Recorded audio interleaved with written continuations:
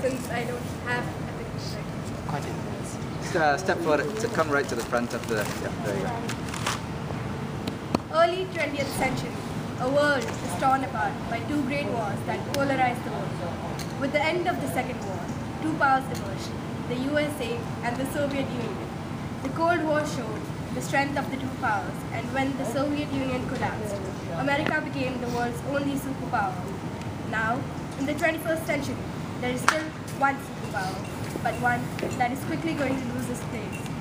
In 2003, Goldman Sachs coined the term BRIC to describe the world's four emerging markets: Brazil, Russia, India, and China. In 2011, Brazil overtook the UK to become the world's sixth largest economy, despite slow growth rates. The expectations from Brazil are largely based on its economic achievement and natural resources.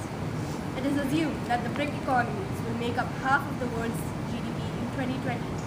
The view that Brazil is just another Latin American debtor nation has changed, and Brazil is on its way to influence decisions in Latin America. Brazil's perception as a global power has been held along by the ambition, vision, and personal narratives of its two presidents, Fernando Henrique Cardoso and Lula.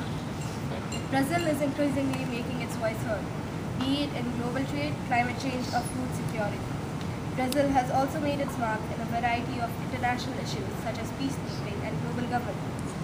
Brazil's foreign policy has changed from a traditionally isolationist policy to more open foreign policy. It has tried to secure a seat on the Security Council, to organize a stronger coalition within the Doha trade talks, and to expand voting rights for itself and others at the World Bank and IMF. So why should we care? Because there is going to be a huge shift in world power, like that which happened during the World Wars, but this time without a war. There's going to be a different world order where the BRIC nations rule the world. And obviously, the rules of the game are going to change when developing nations play a huge part in the world. Is this really going to happen? Many wonder. But because there are many internal problems within these developing nations, such as poverty, high crime rates. However, the mood is still optimistic, and they are slowly battling their internal problems.